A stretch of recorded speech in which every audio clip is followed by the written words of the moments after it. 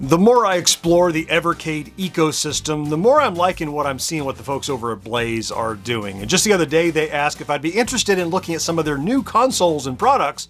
I'm like, yeah, without a doubt. So they sent over the Evercade EXP-R, little handheld, as well as some Taito gaming on a cartridge. I'm gonna check it out. That's next. This video supported in part by... Playing VR, I tend to sweat. It gives me an edge. So King of Nerds happens to give me an edge too. Let King of Nerds give you the edge. Bye, King of Nerds. Hey there, welcome back to GenXGrownUp. I'm John, I am a GenXGrownUp. Thank you for taking the time to click on this video. You know, the folks over at Blaze with the Evercade, I feel like they were one of the early recognizers of the fact that we're going to be wanting physical media, right? And in the retro space, because there was a lot of demand for boxed original physical media, and it was years before Atari figured out, hey, we can remake our consoles to play physical media. But what Blaze started, I want to say it was back in 2018, maybe before that, with the Evercade ecosystem. What they sent over is the Evercade EXP-R. Now, this is a little handheld that plays all of the Evercade cartridges, of which there are now, I don't know, a few dozen, several dozen, 60 or 70 or something like that, hundreds of games. Each one has a bunch of games on it.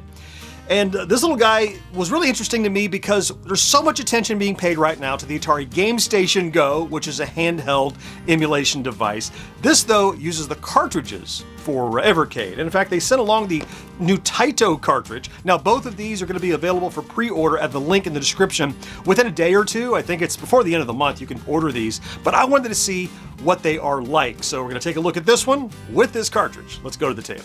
Let's start with a quick look of the packaging for the Evercade EXP-R. Now, important thing to know about the handheld in general is, look, there are a lot of ways to play your Evercade cartridges, including there's a console, there's the original handheld, there have been other devices, there's those little super pockets that we've covered several of here on the channel pretty recently.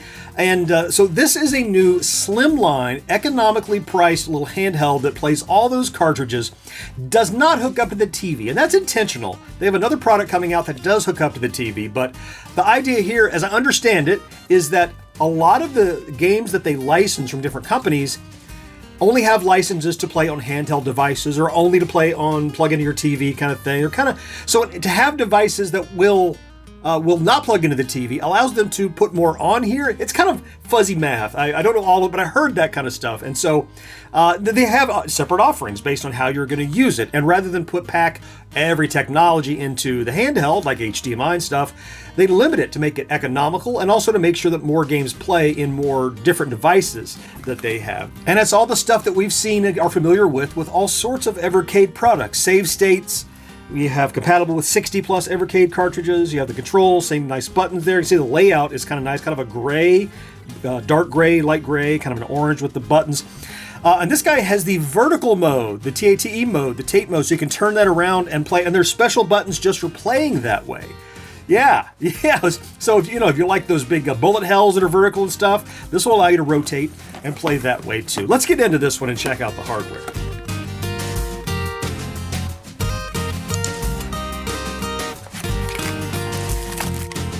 Inside, we have the handheld console. We'll take a good look at that in a second. USB A to C, power and charging cable, and a great big quick start poster. On this side, we just have like a quick start guide, runs through all the little details and particulars of how to use the device, what the LEDs mean, how to use it in vertical mode. And on the other side, pretty smart, I guess, since no games are included, you got to add something. Here are all the different sorts of cartridges that are available. Not all, some. This is just a small amount. I know there are way more than that. And as I understand it, this package is designed to be shipped by itself. The box I have here is called the Solo, nothing with it. And a lot of retailers are probably going to pack in some game and shrink wrap it together. But this is the one you can buy all by itself. And that's what I'm linking down the video description. Let's move ahead then with a tour of the hardware. So here's the EXP-R in hand, and it's surprisingly heavy. It's got some nice heft to it. I mean, not uncomfortable, but it feels premium in your hand. You have that raised cross D-pad over here on the left. We'll get to these in a second. Over here we have an A, B, X, Y.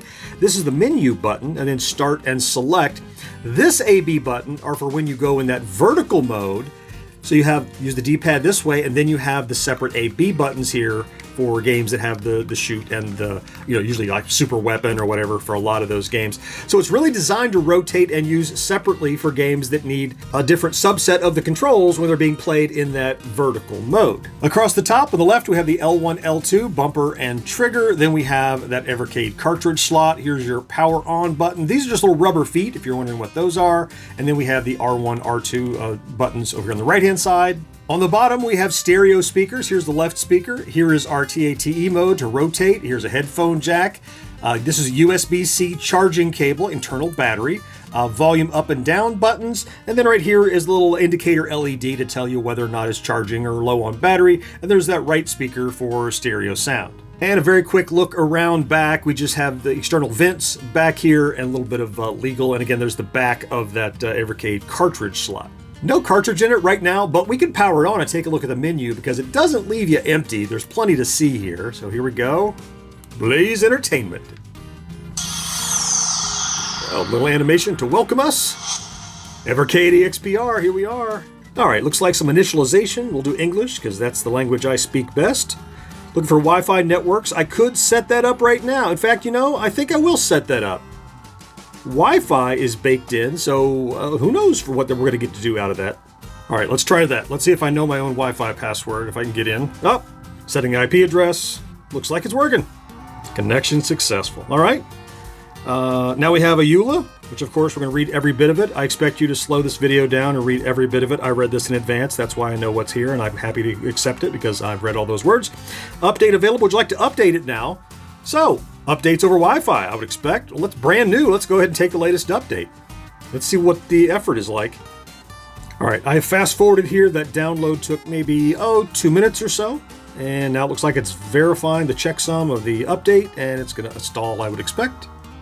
Looks like now it's actually writing to the flash memory. There's a little progress bar there. I see some detail down there to the OS. Looks like the update is done. It's on the main screen, no cartridge inserted, but I guess we can probably navigate, look at some different stuff. Yeah, we can see about the library. Oh, that's smart. So they basically have baked their catalog right into this. Oh, you know what? And I would expect that they're going to have, when they get updates, they can also update this catalog. Now that's kind of clever. You can go to the settings. We can set the theme. Oh, variety of themes. Okay, you can pick one. Sound, you can adjust the various levels of master, background, and sound effects. My network I set up. Accessibility, high and low contrast mode. Pick your language. Probably reset, check for updates are all in there. Yeah, you can reread that EULA if you like. And then there's a secret. You have to know a secret code. Now, I've heard that what happens is on some cartridges, you can unlock special games with those secret codes. This is all new to me. I've only dabbled in the Evercade world, but isn't that a neat little thing, like a little Easter egg inside of the ecosystem? That's kind of neat. And here in the main menu, it even says hidden games. Like 0 of 11 games are unlocked.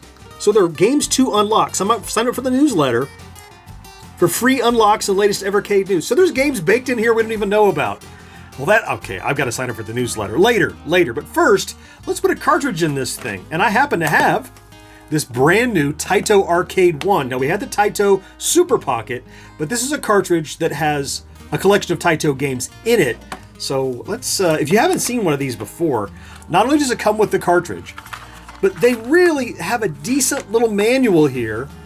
Some wallpapers and stuff if you sign up, but in the manual, it gives you some history of the game. A little bit of knowledge about it, how you play the game. You get a real manual with your real physical media. Oh, I can see Growl is in here. Pirate Pete. Oh, no, that one. Raimais. Space Invaders, of course. Legend of Kage is in there. All right. Well, let's get this cartridge in. It's just as easy as can be. You just slide it right in there.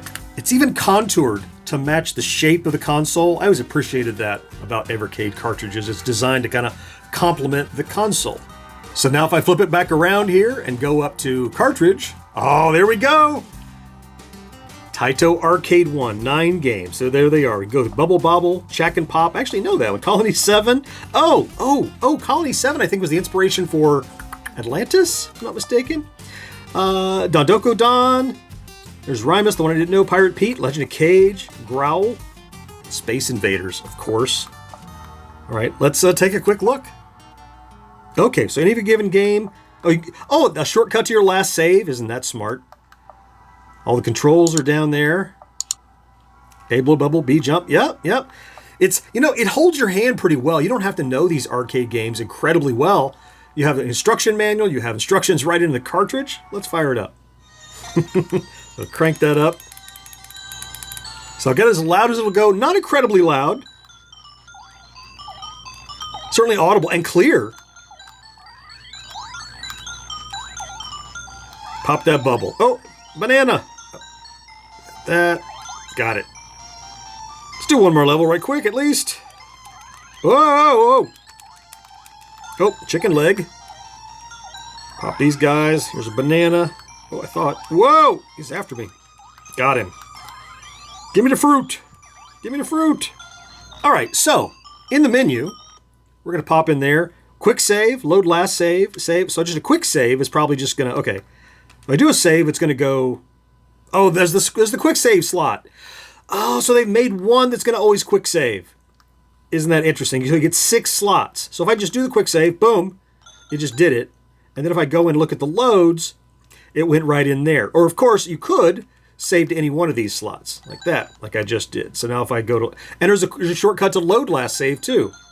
Little quality of life things. And there's the ones that I have done. Okay, so there's that. You can always check the controls from here. Display settings. Oh, original aspect, pixel perfect, full screen. That'll stretch it out. Scan lines. I should leave those off. Oh, a bezel. Evercade XP bezel. Oh, interesting. Oh, there's a box art bezel. Now I like that. That should be specific. Oh, that's great. So yeah, now you can see artwork from the actual game you're playing kind of grayed out in the background. I think that's cool. Let's try the next one. Next is Chack'n Pop. Again, we just check the controls. Bomb left, bomb right, L1. Oh, so that's a player 2 game. Gotcha. Yeah, because you can trade off. Okay, let's start it up. All right, it's been a while since I played this. Let me remember. Let's coin in. There's my bombs. Yeah, little puzzle game. So I can get a guy. Got one. I got 2 of them. All right, that's good. All right, here we go. Let's go to get the heart. Gotta get all the hearts, though. There's a couple of them to get. Get it across the top there. Drop one to the left. That'll open that heart. Oh, oh, oh, oh, oh, oh. Ah. Oh, that's a cute game, though. Here's Colony 7. Yeah, you're protecting and defend your colony from the Jarvians, the enemy fighter ships come across there. I believe Fire and Mega Blaster and Fire Turbo, that's a nice quality of life. I'm pretty sure this is the one that inspired Atlantis from a Magic. Yep, that's the one. That's the one. Oh, now, this guy. Vertical mode. Because it's a vertical game. Check it out. That's great. All right, so I'll put in a credit. Isn't that nice? Now, the widescreen is even wider than the screen needs to be vertically, but you have whatever aspect you need. You have this nice big 16:9 screen, and it's playing the appropriate ratio. Different enough from Atlantis, but still, you get the idea. Now, you can see where the inspiration came from. You have little cities down there in a valley. All these enemies coming around. In this case, I'm a little missile commandy, I guess, and I'm blowing up these ships that are flying around. Oh, got something. Oh, they're coming after me, getting the shield. Oh, they got me down there. That's cool. Now, coming out of this game, they even have an indicator here on screen to show you that you're in this mode. So if I turn it off, that way the game will fire up in that mode if it supports it. Yeah, that way you know what you're getting into. Let's take a look at, Doko Don, sure. Can you see the subtle artwork on the sides to fill that widescreen? I think that's a nice addition. And they let you pick what you want to use. How do you want to do it? Now, did this support vertical? It does, but it would actually shrink the screen for you. So I guess they leave it up to you, whatever your layout preference is. So, good. All right. Coin. Hammer. Get him. Hammer. Get my fruit. A little bubble bobbly, you know. Mechanics are very similar. Got him. And fruit. Try one more level at least. Come here, mushrooms. I want to hammer you. There you go. Oh, touched him. I said one more. I lied. One more.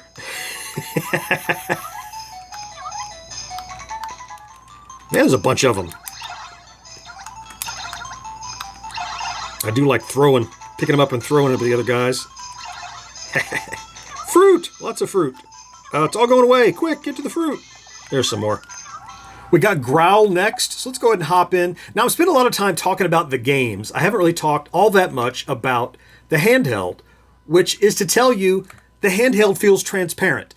Nothing in the layout here or the buttons or anything is distracting me from just enjoying the game. The D-pad feels great. The buttons slightly, I would call them rubbery. A little softer than hard shell buttons would be. Pretty common for most Evercade devices like those Super Pockets. This is a beat 'em up. This is Growl. So let's throw in a coin. Probably there's a jump and a kick. Nope, just jump and attack. Great. Oh, sorry. Sorry, ma'am. Oh, goodness. Slam that girl around. Oh, my goodness. That's disrespectful. Oh, throw some at some guys. Yeah, I don't know this brawler, but I do now. Just a few more. Here's Legend of Kage. That's one I definitely played plenty in the arcade. Yeah, jump and throw your sword. Well, I guess I didn't go into the read more on all these. Kind of that history that was in the manual is here too, which is really nice to have. You know, Blaze just does such a good job with this Evercade line of giving you more than just the game. You know, you get kind of the background history and a little context, which that's especially important to me. I was terrible at this game in the arcade, and I will be no better here, I'm sure. But leaping from tree to tree.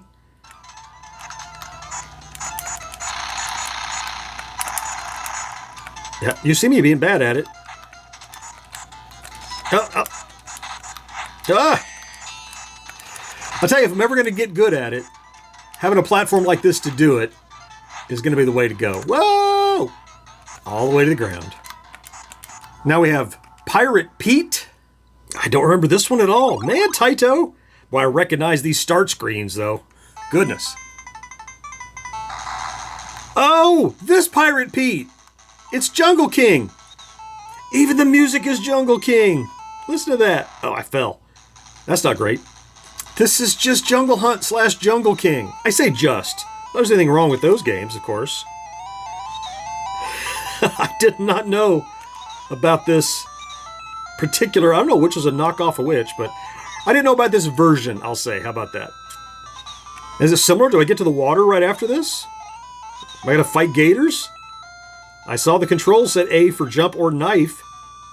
Oh, there's some water at the end of the boat. Whoop. In we go. But now now it's sharks instead of gators. And the shipwreck with all the treasure at the bottom. Oh. That's okay, I didn't know about Pirate Pete. Next we got Raimais or Raimais. I don't know how to say that. Didn't know the game. In future society, about 100 years from now, an illegal race is taking place in a hologram. Oh, it's a racing game. Is it? All right. Put in a coin and give it a shot. Oh, look at that. Okay, what are the controls? I'm confused, but I'm interested. A to accelerate, B to use power up. Okay. Well, that is an interesting take on a maze game like this. Huh. Oh, looks like a power up. I mean, is this Pac-Man? Is this Rally X? Is this... Let's finish this. And then exits. Take an exit. Isn't that something? Did this get a limited release or something? Was it like mostly a Japanese game or something? How did I dodge this forever? Oh, and I ran in. You got to control your car. And I guess we saved the best for last. We have Space Invaders here. I'm not going to read the instructions for Space Invaders. Are you kidding me? Tell you what I will do, though. Turn that Joker vertical. Look at that. Isn't that nice? All right, coin. Speaker again is a little light. That thump is pretty soft. Doesn't have much bass response, but... Whoa. He's crazy. He's shooting through his own shields. Isn't it cool to be able to play it and take advantage of the full ratio of the screen? To be able to rotate it? That might be one of my favorite features of this little unit. I mean, the view angle on the screen is great. Speakers could be louder. The presentation of the games is great. Oh, see if my Space Invaders timing is still good after all these years. Down to the last two. There's one. Got him. Nice. I'll tell you, this is a sweet little handheld. They just keep doing cool stuff over at Blaze with their Evercade platform. If you have a bunch of cartridges, what a great way to get in. They're hidden games that I still want to figure out how to get to. I'm going to have to go dig that up and go find out what hidden games there are. Hey, if I find out more about that, or maybe somebody in the comments will let us know, I'll pin that comment so you can find out how to get the games that are hidden in here. But yeah, the Evercade EXP-R handheld, pretty cool. Now, while that might be the end of this quick look at the Evercade EXP-R, it's far from the end of my Evercade coverage. In that same box where I got this little handheld, also got some other goodies, some more cartridges, another device to check out. We're going to take a look at that soon. When that's available, of course, I'll throw links over my shoulders here and here. I certainly hope you found something to enjoy in this video. Can't wait to talk to you again next time. Bye-bye.